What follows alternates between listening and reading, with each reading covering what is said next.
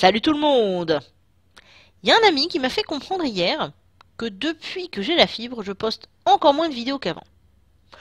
Ouais, bon, c'est pas faux en vérité, mais c'est surtout parce que j'ai encore pas mal de choses à régler qui sont un petit peu embêtantes, donc forcément, le peu d'énergie qui me reste, c'est pour aller au boulot. Et justement, ce dont je voulais parler aujourd'hui va parler un petit peu de ça, mais surtout on va parler de cadre de référence et justement des- de l'utilisation de ce concept et des conséquences que ça peut avoir, notamment dans la communication avec les autres et tout ce qui s'ensuit.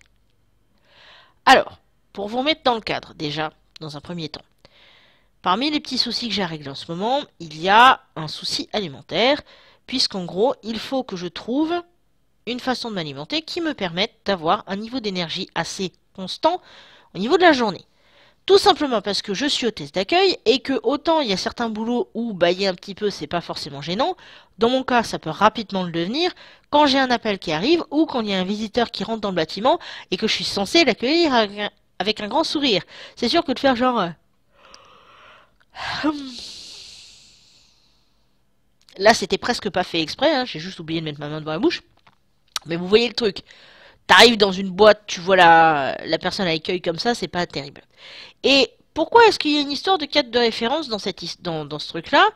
Et puis en fait, c'est quoi d'ailleurs le cadre de référence? Alors, c'est pas moi qui ai sorti cette expression, je l'ai entendue pour la première fois chez un ami, et en gros, le cadre de référence, c'est ce que tu vas utiliser pour répondre à une situation. Et qu'est-ce que c'est? Ça va être ton expérience, ton éducation, ton vécu, etc., etc. Et dans mon cas, que s'est-il passé? Eh bien, c'est tout simple, j'ai voulu parler de ma situation et demander conseil puisque mon souci d'alimentation, d'énergie et tout ce qui va avec va peut-être impliquer des changements drastiques dans ma façon de m'alimenter. Le but n'étant pas de maigrir ou quoi que ce soit, mais simplement de ne pas m'endormir comme une masse à mon bureau en fin de journée. Puis du coup, ça aide aussi pour rentrer chez soi en fait, hein, donc vous voyez, ça implique plusieurs trucs. Et en gros, sur Twitter, les gens ont été assez sympas, et sur Facebook, ils l'ont été un petit peu moins. Et j'ai d'ailleurs effacé le statut qui en parlait.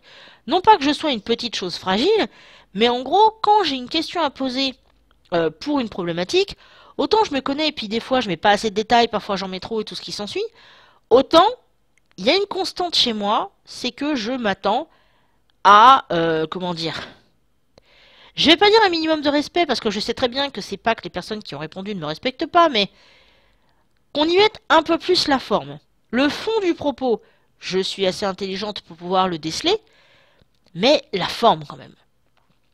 C'est-à-dire que par exemple, quand j'ai posté sur Facebook par rapport à mon souci d'alimentation, il y a une personne qui est arrivée en mode ouh là là, bah dis donc, si je consommais autant de sucre que toi, je serais déjà morte. Elle m'a dit ça parce qu'elle est diabétique. Par contre, est-ce qu'elle a répondu à ma question? En fait non. Est-ce qu'il y a eu une piste réelle par rapport à ça? En fait non. En gros, les gens vont te dire, par exemple, pour mon cas, ah élimine le sucre, etc. Mais ça... Le problème, c'est que c'est louable que les gens veuillent me soutenir psychologiquement, m'aider et tout ce qui s'ensuit, mais en même temps, apparemment, leur cadre de référence, je sens que je vais utiliser cette expression tout le temps maintenant, mais ce cadre donc ne leur fait pas comprendre que, quand bien même leurs propos sont légitimes à mon égard, il manque encore quelque chose qui fait que je vais pouvoir recevoir ces propos.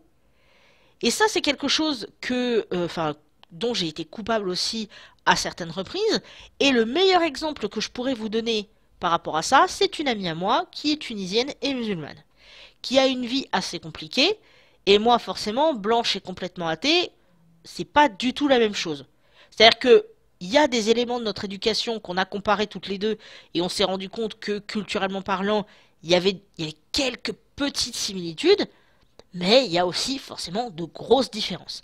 Et le problème qu'on a eu quand on a commencé à se connaître et qu'on est devenus amis, c'est que souvent elle me disait des choses qui, culturellement, n'avaient aucun sens pour moi et vice-versa.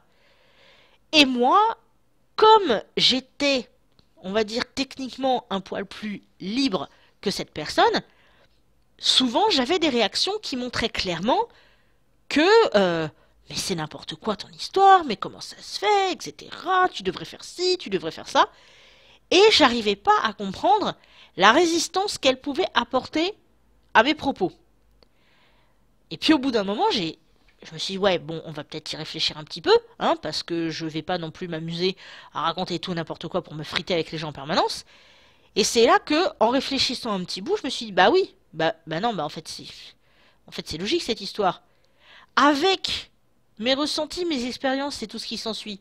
Comment est-ce que moi, par exemple, en tant que blanche, athée, tout ça machin, je peux comprendre ce que ma copine vit, alors que certains des éléments qui me font réagir comme ça, bah, sont justement à l'opposé de ses ressentis à elle.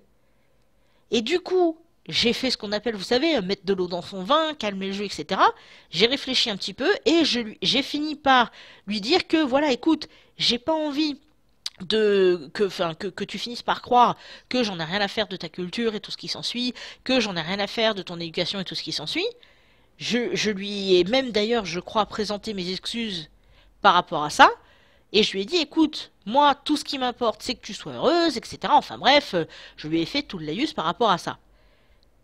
Alors, vous allez me dire qu'on ne peut pas forcément toujours le faire, qu'il y a des moments où les gens ont besoin de coups de pied aux fesses pour avancer. C'est pas complètement faux.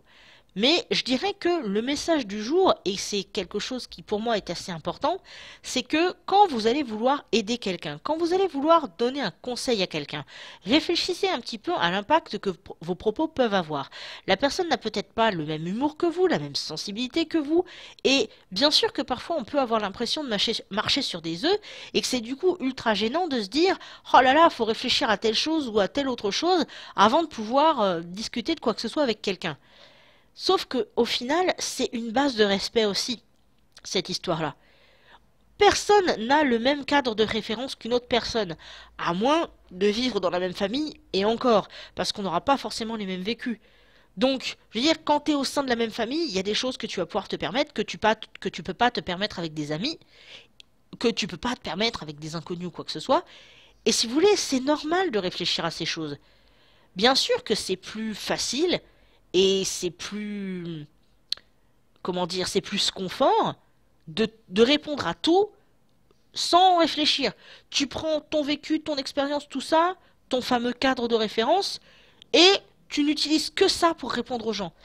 Oui, alors c'est bien, mais le problème c'est que c'est pas super sociable ça comme comportement. Parce que ça veut dire que tu te fous complètement des limites que les autres peuvent avoir. Si quelque chose ne te gêne pas, tu te fiches complètement que ça puisse gêner une autre personne, et boum. Et ben vous voyez, moi ça me fatigue de me comporter comme ça. Je pense que je l'ai longtemps été, en mode oui, mais alors, moi tu comprends, ça me gêne pas, nanana, donc tu devrais faire pareil. Et j'ai encore sans doute régulièrement des accès comme ça, même si bon j'essaye de les modérer un petit peu, hein. Mais je me dis que ça pourrait être un truc intéressant qui aiderait à réfléchir. Vraiment se demander quelle est la limite des observations qu'on peut faire sans tenir compte du contexte particulier d'une personne. Ouais, c'est vrai qu'au lieu de dire cadre de référence, je pourrais simplement dire votre contexte. Mais ça fait un peu moins chic, vous voyez, donc ouais. On va garder cadre de référence, c'est assez sympa.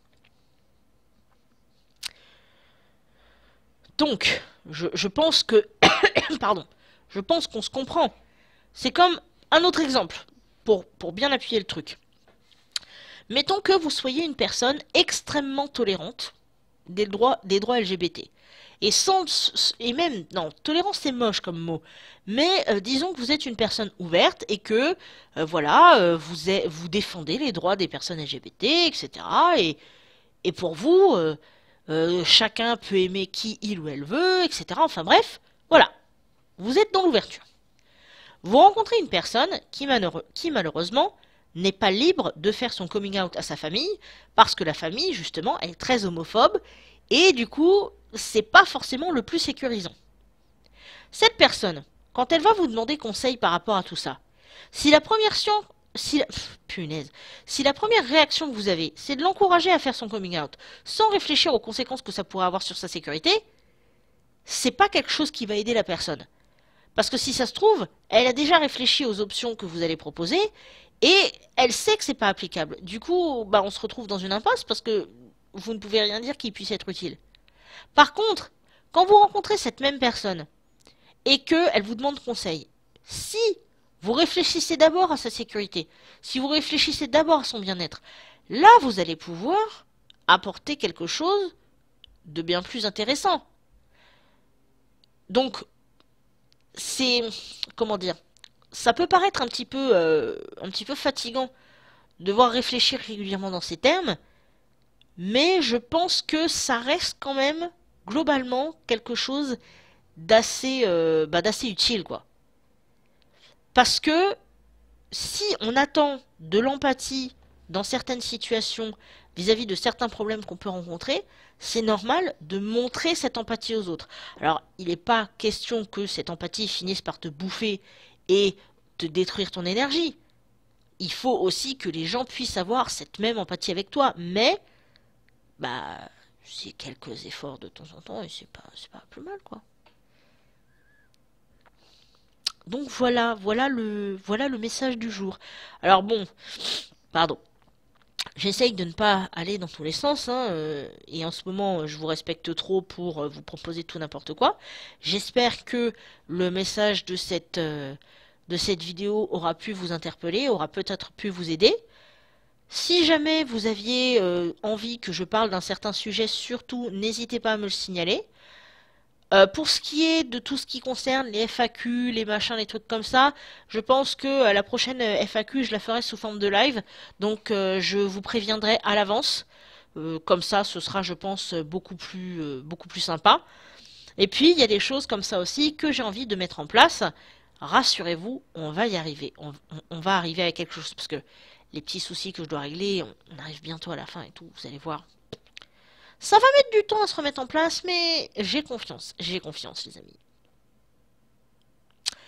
Voilà, du coup, sur ce, je vous fais des bises, je vous dis à très bientôt, et puis, salut!